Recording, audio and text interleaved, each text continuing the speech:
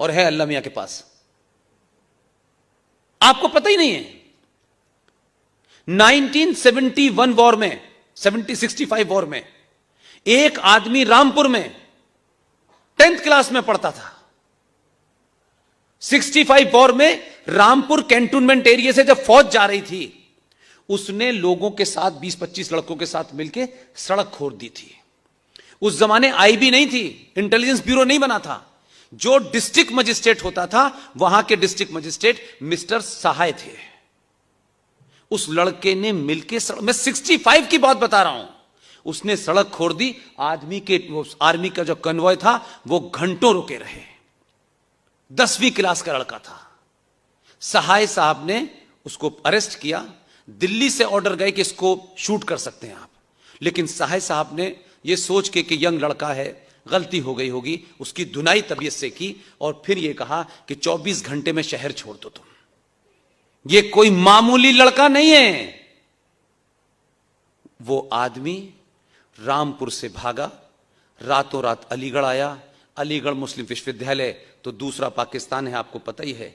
वो वहां रहा, वो बड़ा हुआ, वो पढ़ा, वो इस देश की नपुंसक राजनीति का हिस्सा बनते हुए समाजवादी पार्टी में बना, और जिसका नाम है आजम खान। वो आपकी सत्ता के शीर्ष पे चला गया, क्योंकि हम जानना नहीं चाहते। इसलिए नेशनल हाईवे पे पंचर की दुकान भी खुल रही है तो वहीं खुल रही है, मैकेनिक की दुकान भी वहीं खुल रही है कि इसी आपदा के समय रात में किसने खोदा किसे पता चलेगा। एक्सप्रेस वे तो आप बना रहे हैं, इस एक्सप्रेस वे पे कौन सी विचारधारा चलेगी इसको भी तो तय करिए। इसलिए 95 में क्या हुआ, आप चुप रहे। यहां भी 2013 में वक्फ प्रॉपर्टी कानून भारत की संसद में रख के पास कर दिया गया। आप नहीं बोले,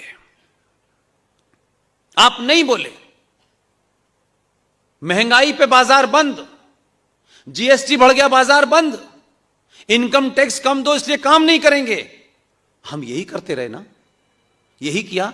2013 में भारत की संसद में वक्फ प्रॉपर्टी कानून को एक कानून बना दिया गया।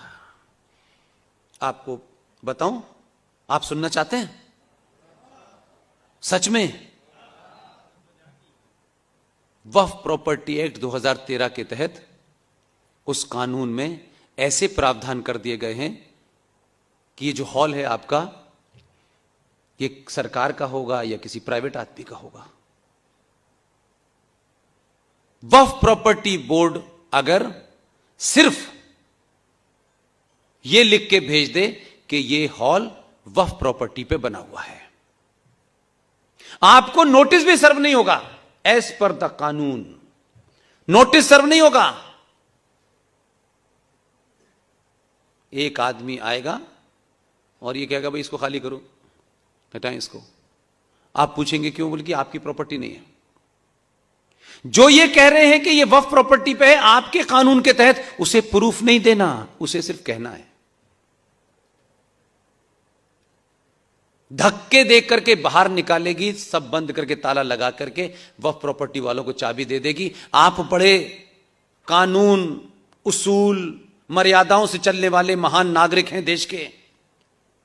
आप अपने कागज लेके जाएंगे, उस कानून के तहत हाई कोर्ट इसकी सुनवाई नहीं कर सकता। आपसे कहा क्या है?